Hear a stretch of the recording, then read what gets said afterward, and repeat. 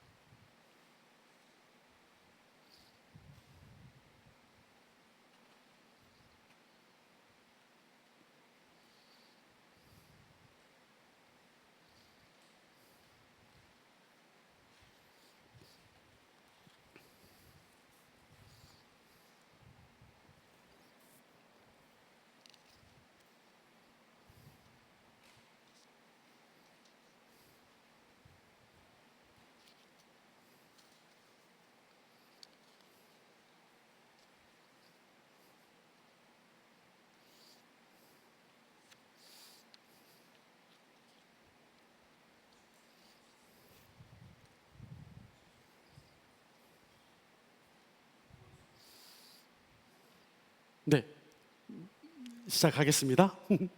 민수기 내용 정리입니다. 첫 번째, 민수기에 나타난 두 번째 인구조사의 기준 목적이 무엇이냐? 1차 때와 다른 내용입니다. 기억날까요? 그러니까 1차 때도 인구조사를 민수기 1장에서 했습니다. 근데 26장에서도 한 번 더 했거든요. 근데 1장과 26장에 차이가 있었습니다. 물론 공통적인 것도 있었죠. 공통적인 것은 20세 이상 싸움에 나갈 만한 자.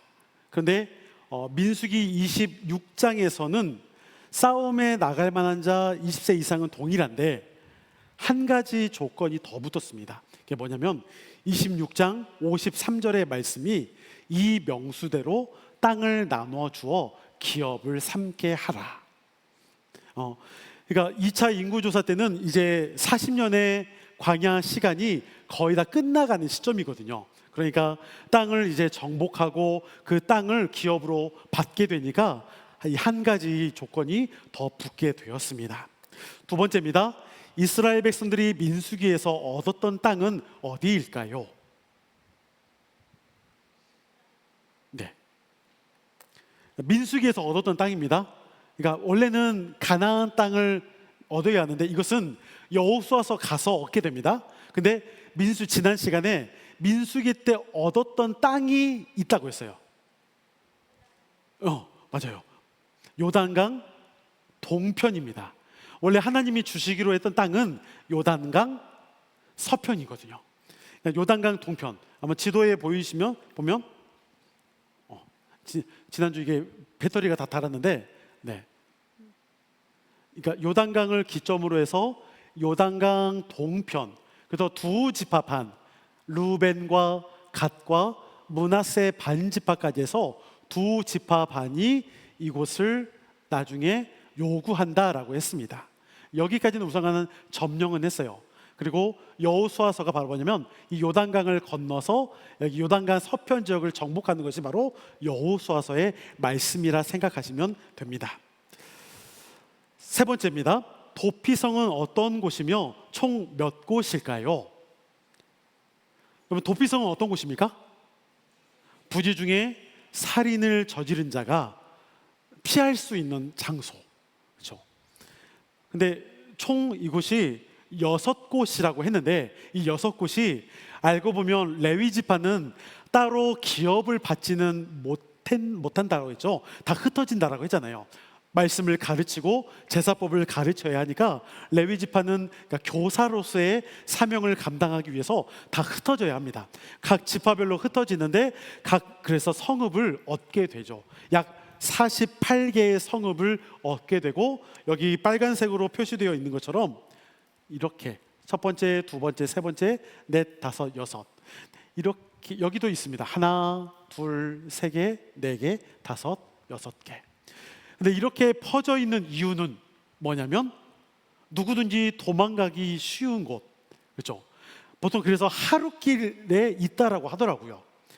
하루 동안에 도망갈 수 있는, 만약에 먼 곳에 있어서 도망치다가 잡히면은 도피성이 효력이 없잖아요. 그러니까 다 흩어놓고, 그것도 서편과 동편을 기준으로 해서 서편에는 세 곳, 동편에 세 곳, 그리고 북쪽, 중간, 남쪽 했을 때도 두 개씩 그렇게 조금 더 펼쳐져 있다라고 말하고 있습니다. 자, 신명기에 대해서 오늘은 좀 중점적으로 살펴보려고 합니다. 신명기에 대한 이해입니다. 신명기란 무엇인가? 신명기는 원래는 히브리식 이름으로 아니면 이제 라틴어식 이름으로 이야기를 했을 때, 뒤에 좀 보긴 하겠지만, 신명기라는 어떤 그런 내용적인 부분에서는 광야 40년의 모든 시간을 마치고 약속의 땅을 바라보고 이제 요단강을 앞에 둔 시점에서 모세가 모압 광야에서 이스라엘에게 했던 마지막 고별 설교라고 할 수가 있습니다. 크게는 세 가지의 설교라 부르는데요, 하나님의 신실하심, 약속을 마지막으로 전하고 있습니다. 곧 모세의 유언이라고도 할 수가 있습니다. 제가 금요일날 조금 설교를 하긴 했었지만, 모세는 약속의 땅에 여러분 들어갑니까? 못 들어갑니까? 못 들어갑니다. 저는 모세가 참 억울하다 싶기도 합니다. 그런데 억울한 그런 상황이 있지만, 또 다른 한편으로는 후세들을 위해서 안 들어가는 것이 더 좋다라는 생각은 해요. 왜냐하면 여호수아가 이제 그 다음 리더로 세워지는데, 만약에 모세가 함께 가나안 땅에 들어갔다면 사람들이 누구의 리더십을 더 따르려고 했을까요? 저는 모세이지 않을까 싶어요. 물론 성경에는 이게 나와 있는 내용은 절대 아닙니다. 그런데 물론 모세가 이제 민수기에서 하나님의 거룩함을 나타내지 않아서 반석에 물을 내라는 그 명령을 어기고, 백성들에게 내가 반석에서 물을 내려 하면서 좀 이렇게 반석 두 번 치기도 하고 했던 그러한 또 잘못된 모습으로 인해서 심판을 받기도 하지만, 이미 하나님은 모세 가운데 들어갈 수 없도록 하셨습니다. 그것이 바로 민수기 13장과 14장에 보면 그 정탐꾼 12명을 보냈을 때 그 12명의 보고를 받고 이스라엘 백성들이 우리가 광야에서 또 다 죽는다, 모세와 아론 죽이고 다시 애굽으로 돌아가려고 하는 그때, 하나님께서 출애굽했던 1세대는 두 사람을 제외하고 다 광야에서 죽을 것을 말씀하셨잖아요. 이미 그러니까 광야 시작 전에, 그러니까 시작하는 그때 시작점에 이미 하나님께서는 모세가 들어가지 못할 것을 말씀하셨습니다. 왜 그랬을까? 그러니까 무리바 반석에 물을 내는 것, 저는 그거 이전에 이미 하나님께서 결정하신 부분이 있다라고 생각을 하는 거죠. 그래서 왜 그랬을까? 저는 다음 세대를 위해서 모세의 역할이 거기까지다라고 아마 하나님이 그렇게 계획하시지 않았을까 싶습니다. 그러한 부분들을 좀 우리가 기억을 한다라면 모세가 조금 억울할 수는 분명히 있겠지만, 하지만 모세는 거기까지가 자신의 사역임을 분명히 알고서 딱히 그것 때문에 하나님, 내가 그동안 40년 동안 어떻게 이스라엘 백성들을 이끌고 왔는데 어떻게 나한테 그럴 수 있어요? 저 같으면 그럴 수 있겠지만, 모세는 그러한 내용이 전혀 나타나 있지 않습니다. 아마도 모세는 자신이 해야 할 사명이 딱 거기까지임을 분명히 알지 않았을까 싶습니다. 두 번째, 제목 및 기록의 목적입니다. 신명기는 영어로 듀터로노미라고 하는데요, 이는 라틴어 듀터로스와 노모스라는 두 개의 단어가 합쳐진 말입니다. 듀터로스라는 것은 두 번째라는 라틴어의 뜻을 갖고 있습니다. 그리고 로우는 우리가 잘 아는 것처럼 율법, 계명이라는 뜻을 갖고 있죠. 그러니까 두 번째 계명입니다. 그렇다면 여러분, 두 번째 계명이라고 한다면 첫 번째 계명이 있으니까 두 번째겠죠? 첫 번째 계명은 뭘까요? 네, 네, 자신 있게 말씀하셔도 됩니다. 네, 첫 번째. 네, 네. 그러니까 우리가 생각하는 뭐 십계명 관련된 거 이미 어디서 나왔죠? 출애굽기에, 네, 시내산 언약. 그것이 첫 언약입니다. 첫 번째 언약. 그러니까 신명기는 거의 내용이 출애굽기에 나타난 시내산 언약과 아주 흡사합니다. 근데 흡사할 수밖에 없어요. 왜냐하면 그 밑에도 있지만 시내산 언약은 누구를 대상으로 하나님께서 언약을 맺었을까요? 출애굽했던 백성들. 근데 이제 광야 40년을 지났잖아요. 그러면 1세대는 다 어떻게 됐습니까? 죽었죠. 여호수아와 갈렙 두 사람을 제외하고. 그러면은 나머지 사람들은 지금 20세가 안 됐던 백성들, 아니면 광야에서 났던 태어난 그 자녀들, 다음 세대라고 하겠습니다. 다음 세대죠. 그러니까 그 다음 세대 가운데 똑같은 언약을 다시 맺는 거예요. 그래서 두 번째 언약인 거예요. 시내산 언약이 출애굽 언약이라고 한다면 바로 모압 언약이 두 번째인 언약입니다. 첫 번째가 있다는 것이, 첫 번째는 시내산 언약을 뜻하고 신명기는 모압 언약, 또 두 번째 언약인 모압 언약을 말합니다. 시내산이나 모압이나 여러분 다 지명이에요. 시내산에서 맺었던 언약, 또한 모압 지역에서 맺었던 언약. 그래서 그냥 시내산 언약, 모압 언약 그렇게 그냥 말할 뿐입니다. 그렇다면 누구를 대상으로 하고 있을까요? 이는 가나안 정복을 눈앞에 두고 있던 바로 출애굽 2세대 자녀들, 다음 세대, 그들을 향해 모세가 당부하고자 하는 말씀으로 과거 출애굽과 광야 시절, 또한 율법과 규례를 가르치려는 목적을 지녔습니다. 여호와 신앙 유무에 따라 신명기 안에 보면 축복과 저주가 함께 나타나 있습니다. 신명기의 내용 구조, 뒷장에 보면은 있고요. 신명기 내용 2에 잠깐 보겠습니다. 신명기는 앞에서도 이야기했던 것처럼 모세의 새 설교집이라고 말하기도 합니다. 물론 어떤 사람은 5개다 이렇게 말할 수도 있습니다. 뭐 어떤 거든 상관없습니다. 뭐 그게 다 중요한 건 아니니까. 네. 그래서 저는 이제 어쨌든 첫 설교, 두 번째, 세 번째 설교식으로 그냥 전통적인 입장에서 그냥 나눠 놨을 뿐입니다. 첫 번째 설교는 신명기 1장부터 4장까지의 내용인데요. 신명기는 모세가 이스라엘의 과거 역사를 이스라엘 민족에게 회상시키는 것으로 시작합니다. 혹시 네, 감사합니다. 네, 신명기 1장 3절하고 5절 말씀인데 이 1장 3절과 5절에 때가 어느 때인지 장소가 어딘지를 구분하고 있습니다. 먼저 3절에 보니까 이렇게 돼 있죠. 40째 해, 11째 달. 여러분 40째 달, 40째 해라고 하니까 40년이죠. 40년 하면 당연히 뭐를 생각합니까? 40년의 광야 시간. 11번째 달이니까 이게 거의 끝난 거예요, 이제. 그렇죠?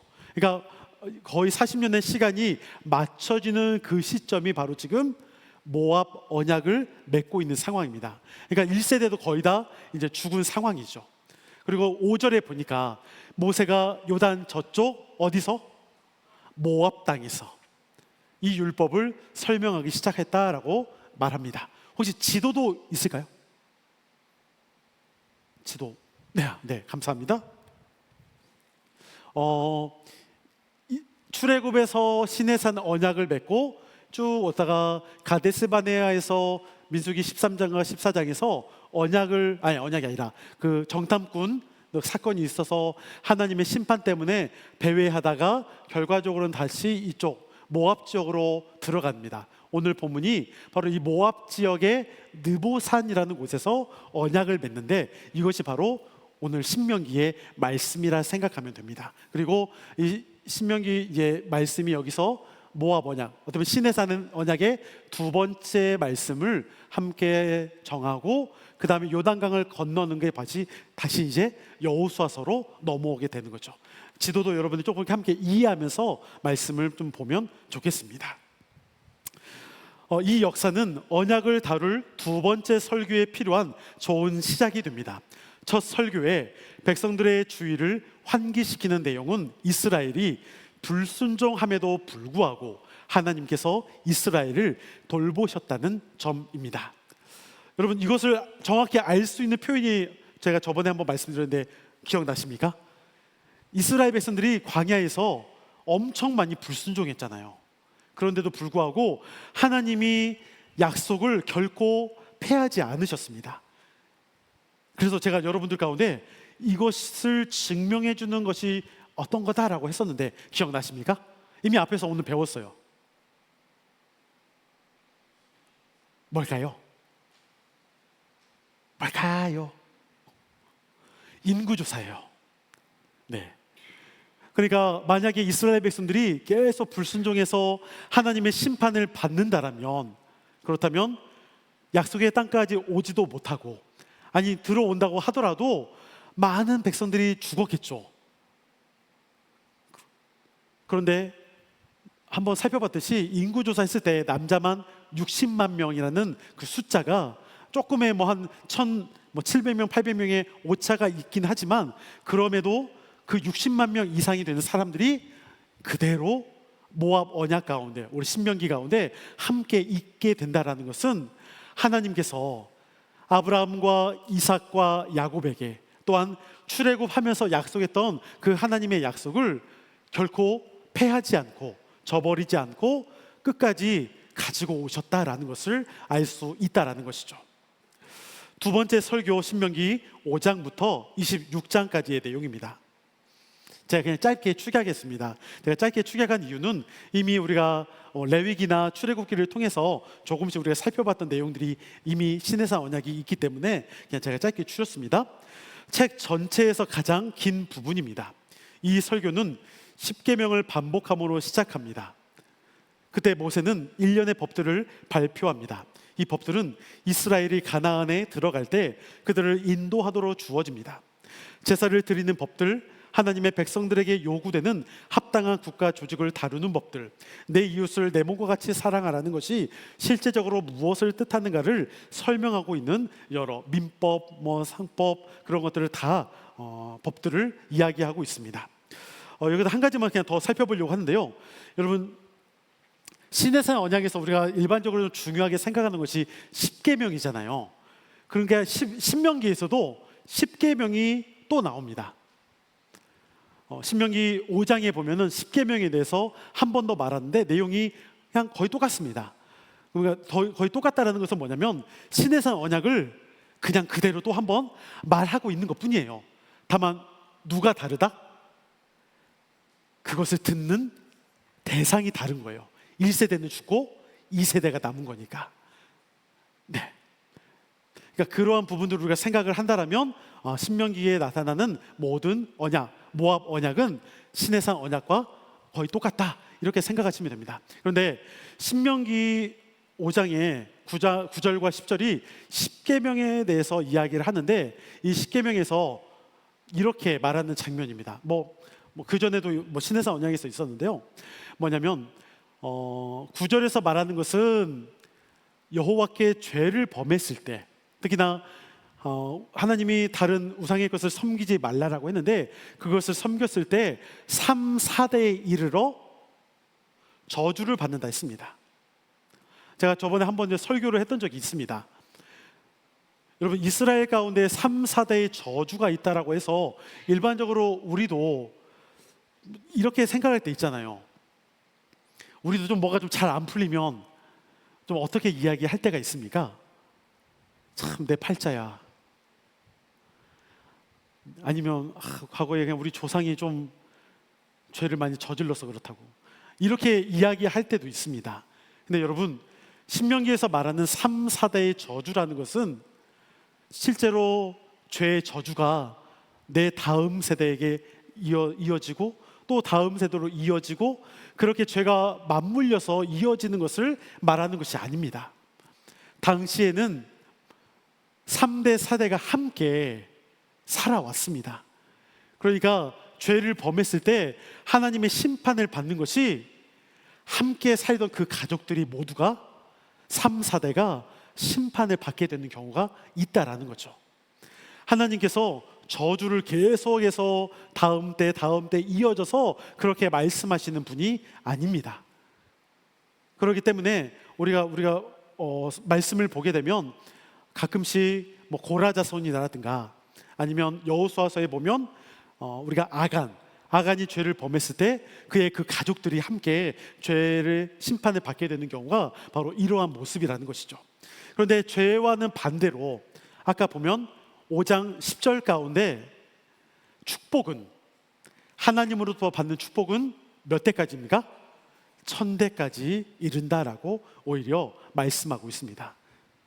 1000대까지 이른다라는 것은 아마도 이것이 정말 무슨 1000대까지 막 그 귀한 복을 막 물질의 축복을 우리가 받고 막 이러한 의미라기보다는 그 가정이 1000대가 함께 믿음 안에 살아갈 수 있다라는 축복권에 대해서 말씀하고 있는 장면으로 기억을 하면 좋을 것 같습니다. 세 번째 설교입니다.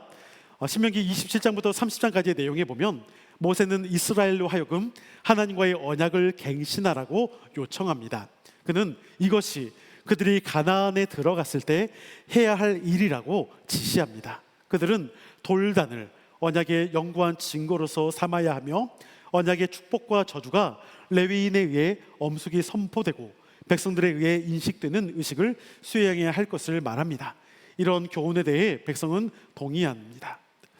그리고 모세는 마치 사랑스러운 아버지와 같이 그 자손들에게 하나님께서 그들과 맺으셨던 이 언약을 지키라고 간곡히 부탁합니다.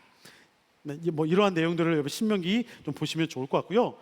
껑충 넘어뛰어서 이제 정리하는 부분 밑에 3쪽의 내용 정리를 보겠습니다. 우리 모세 오경을 이제 대충 그냥 쑥 훑었는데요. 뭐 기억이 여러분 얼마나 날지 잘 모르겠습니다. 모세 오경의 내용 이해 여러분 한번 보면 좋겠습니다. 우리가 그동안 창세기부터 쭉 봤는데 창세기 1장부터 11장까지 여러분 시대별로 본다라면 어느 시대였습니까?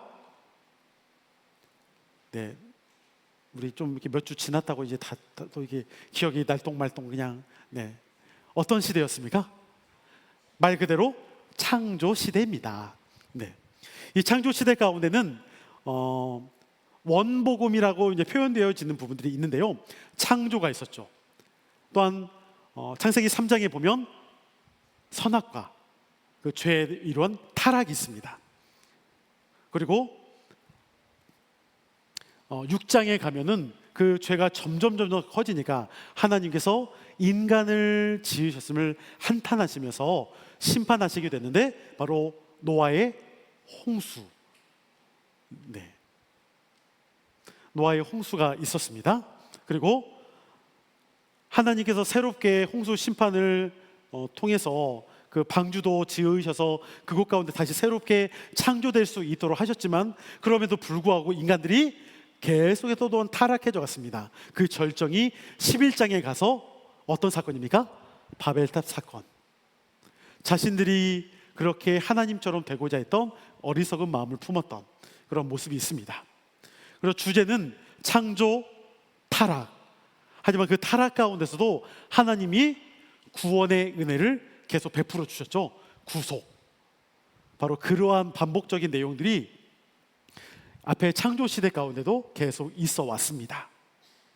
창세기 12장부터 50장까지의 내용은 어떤 시대입니까? 아브라함, 이삭, 야곱이 족장이었죠. 족장 시대입니다. 아브라함, 이삭, 야곱의 12아들이 주인공으로서 바로 그 내용을 이야기를 하고 있습니다. 주제는 약속, 하나님의 약속에 대해서 계속적으로 하나님이 어떻게 성취해 가는가를 말씀하고 있습니다. 아브라함 가운데 약속했던 거 여러분 두 가지 기억나십니까? 땅과 민족. 바로 그 약속에 대해서 아브라함의 아들 이삭, 이삭의 아들 야곱, 야곱의 아들 12아들 12지파가 되고 이스라엘이 되는 그러한 내용들이 쭉 열거됐는데, 바로 하나님의 그 약속을 성취해가는 과정이 바로 창세기 족장 시대의 내용이 바로 그러한 모습이라 볼 수가 있습니다. 출애굽기는 어떤 시대일까요? 뭐 그냥 출애굽 시대겠죠, 그냥.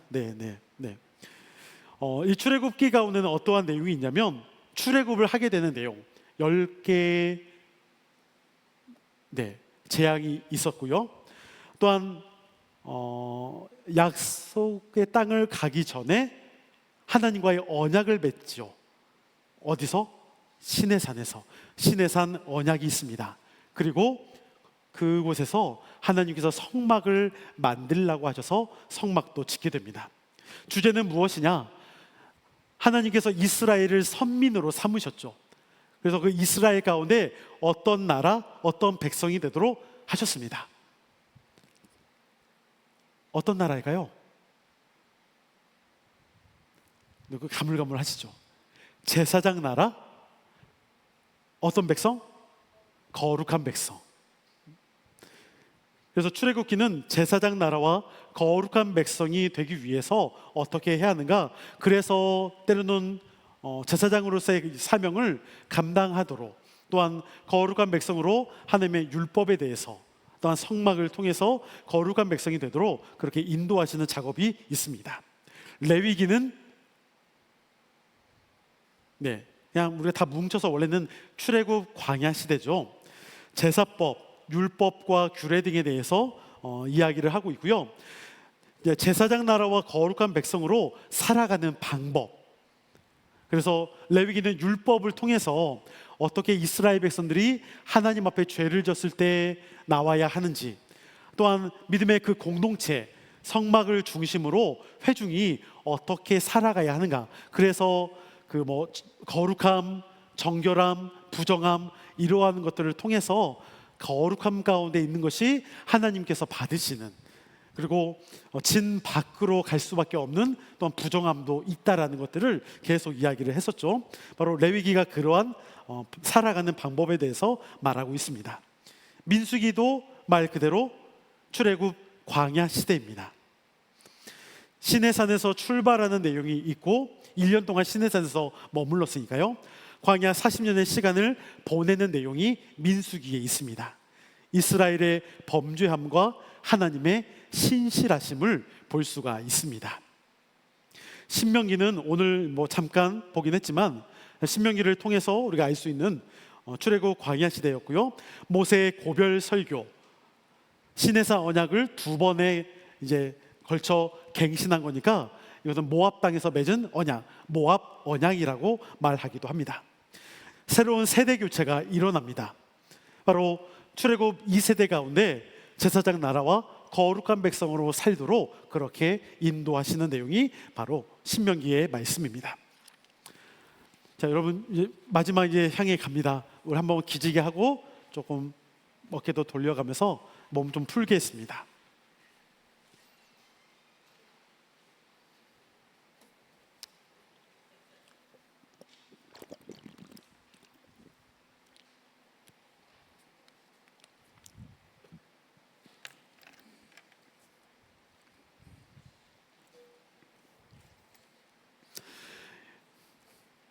자, 이제 여호수아서입니다. 근데 원래 여호수아서는 시대가 바뀝니다. 그러니까 출애굽 광야 시대가 신명기에서 원래는 맞춰지는데, 제가 1장과 2장은 조금 애매해서 그냥 오늘 한번 가져오는 봤습니다. 뭐냐면 여호수아 1장과 2장은 아직 요단강을 건너기 전이에요. 3장부터가 이제 요단강을 건너거든요. 그래서 아직은 약속의 땅에 들어오지 않았기 때문에 제가 그냥 1장과 2장도 혹시나 출애굽 광야 시대 가운데 그냥 조금 생각해 보면 어떨까 싶어서 1, 2장을 그냥 묶어서 여기에 지금 집어 넣었습니다.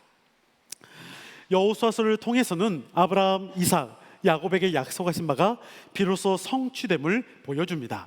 땅을 정복해가는 과정을 통해서 하나님께서 모든 전쟁을 주관하고 계심을 알 수 있습니다. 그래서 여호수아서에 있는 모든 전쟁을 거룩한 전쟁, 영어로는 Holy War라고 해서 거룩한 전쟁이라고 말을 합니다. 이 거룩한 전쟁은 전쟁 자체가 거룩하진 않아요. 여러분, 뭐 전쟁이 거룩한 게 어디 있겠습니까? 전쟁이 사람이 죽고 또한 막 피가 튀기고 하는 그러한 오히려 살벌한 곳이죠. 그런데 거룩한 전쟁이라고 말하는 이유는 단 한 가지. 이 전쟁을 누가 주관해 가시느냐? 하나님께서 그 전쟁을 이끌어 가시기 때문에 거룩한 전쟁이라 부를 뿐입니다. 여호수아서의 전체 구조 1장부터 24장까지를 그냥 이렇게 어떤 학자가 만들어 놨습니다. 제가 만든 거 절대 아닙니다, 여러분. 네. 그냥 짧게 생각해 본다라면 요단강을 건너서 가나안 땅에 입성하게 되죠. 그리고 가나안 땅을 중반부 또한 남쪽, 북쪽으로 이어서 정복해 갑니다. 땅을 그래서 얻습니다.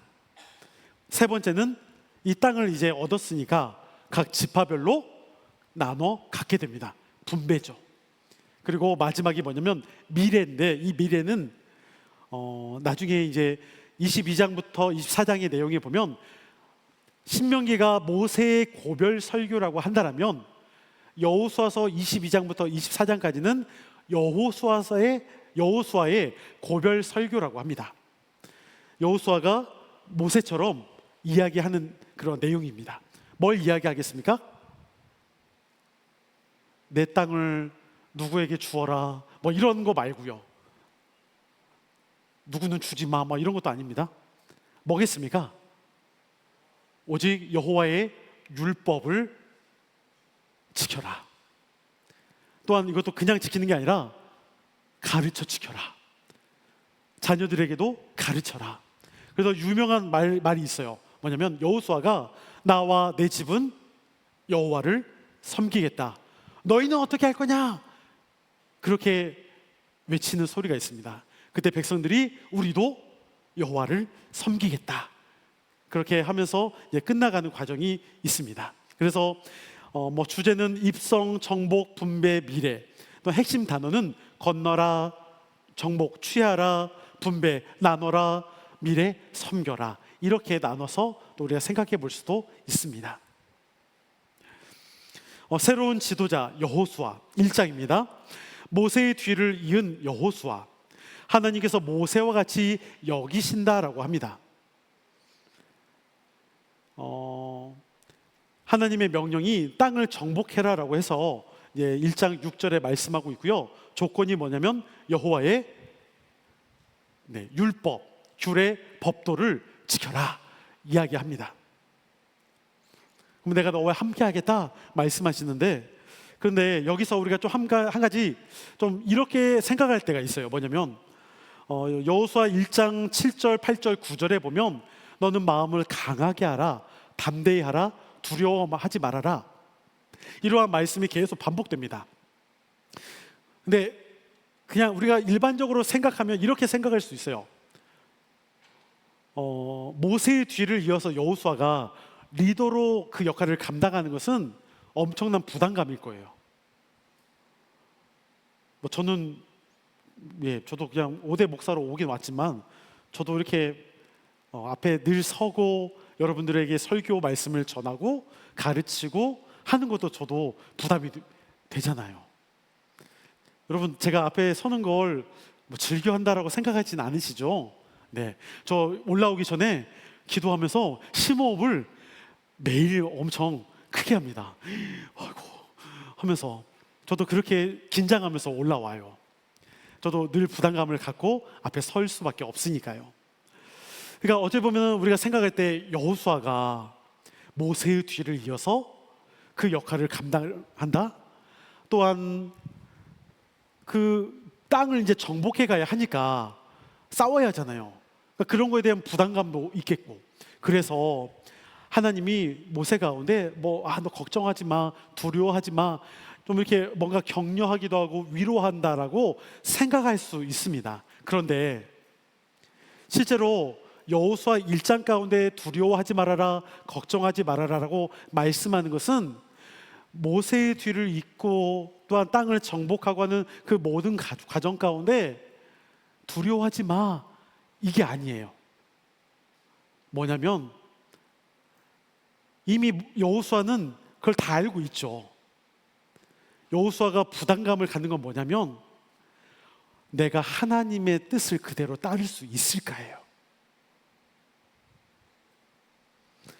그러니까 하나님께서 너 걱정 마, 두려워하지 마. 그것은 모세의 뒤를 이어서 너가 지도자로서 뭐 부족하니까 뭐 너 걱정할 수 있어. 근데 걱정하지 마. 뭐 이런 게 아니라는 거예요.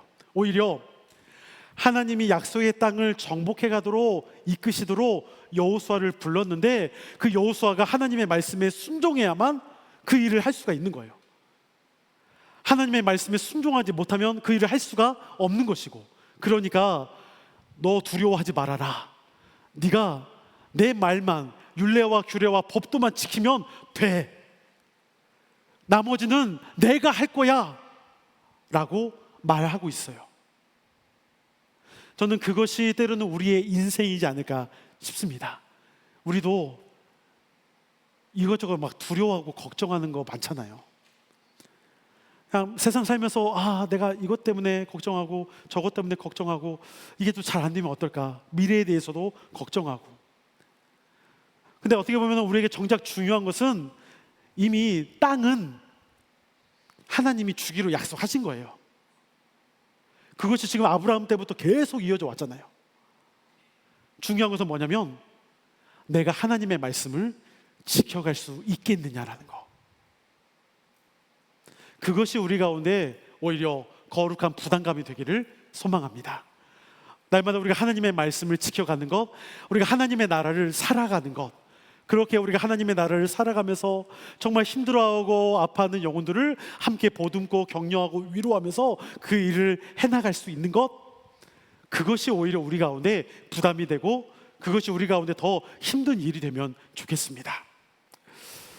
이제 정탐꾼을 여리고에 보내는 내용이 2장에 있습니다. 정탐꾼을 파견하죠. 가나안 여리고성 정보를 입수하게 됩니다. 여기서 누구를 만납니까? 기생 라합을 만납니다. 라합이 여리고성에 대한 정보를 알려주고 한 가지 제안을 하게 됐죠. 즉 자신의 가족들을 구원해 달라. 2명의 정탐꾼을 자신의 집에 숨겨주게 됩니다. 학자들이 이러한 이야기도 합니다. 왜 하필 기생 라합의 집에 갔을까? 그런데 이러한 이야기를 학자들이 합니다. 뭐냐면 라합이 있는 그곳, 그러니까 기생이다 보니까 사람들이 많이 오고 가는 곳이에요. 그러니까 어떻게 보면은 정보가 많이 유출될 수 있는 곳이기도 하고 들려질 수 있는 곳이에요. 그래서 이 기생 라합 가운데 오히려 정탐꾼들이, 그러니까 뭐 정해서 간 건 아니겠지만 하나님의 인도하심 안에 그렇게 갈 수 있었다라는 것이죠. 기생 라합, 여러분, 그가 원래는 여리고에 있는 그들이 이방 신을 모셨겠죠. 하지만 그가 하나님의 이야기, 여호와에 대한 소문을 듣고서 그가 구원을 얻기 위해 목숨을 내바칩니다. 여러분, 당시에 민족을 배신한다는 것은 죽음이겠죠. 그럼에도 불구하고 기생 라합 가운데 하나님의 백성이 되고자 했던 그의 용기, 그의 용기를 통해서 여러분 그 족보에 누가 있게 되냐면 나중에 룻기에 보게 되면 바로 보아스의 조상이 라합입니다.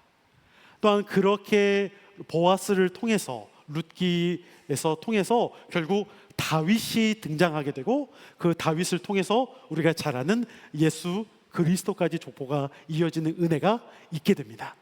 그러한 내용들은 나중에 좀 더 뒤에서 살펴보도록 하겠습니다. 근데 여기까지 혹시 질문 사항이 있을까요? 제가 오늘 신명기 말씀은 너무 후다닥 그냥 넘어가가지고 조금 마음이 불편합니다. 네, 뭐 특별한 내용이 질문이 없을까요? 네. 혹시나 질문하실 게 있으면 저희 핸드폰은 언제나 열려 있으니까 전화하셔도 괜찮습니다. 제가 기도하겠습니다. 거룩하신 아버지 하나님, 오늘 신명기의 말씀과 여호수아서 말씀을 잠시 또 앞에 살펴봅니다.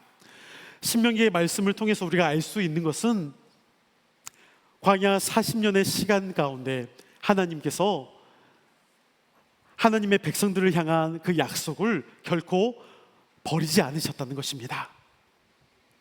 동일한 시내산 언약을 한 번 더 반복하여 말씀하십니다. 하지만 대상이 다릅니다. 출애굽한 2세대를 향해서, 바로 다음 세대를 통해서 하나님의 약속이 이제 가나안 땅에 들어가서 그 하나님의 말씀을 붙들고 살아갈 수 있도록 언약을 맺습니다. 그 언약을 통하여 더욱 하나님의 백성, 자녀로 살아갈 수 있는 은혜를 주셨습니다. 하나님, 이 땅을 살아가는 우리도 마찬가지입니다. 우리도 수없이 많이 범죄하고 잘못을 범할 때가 있습니다. 그럼에도 하나님은 우리를 향한 하나님의 구원의 은혜를, 우리를 향한 하나님의 격려와 위로와 돌보심과 지키심을 결코 포기하지 않으셨습니다. 날마다 우리를 붙잡아 주시고, 날마다 우리를 위로하여 주시며, 날마다 우리 가운데 그 어려운 순간순간에서도 능히 승리하며 살아갈 수 있도록 이끌어 주셨습니다.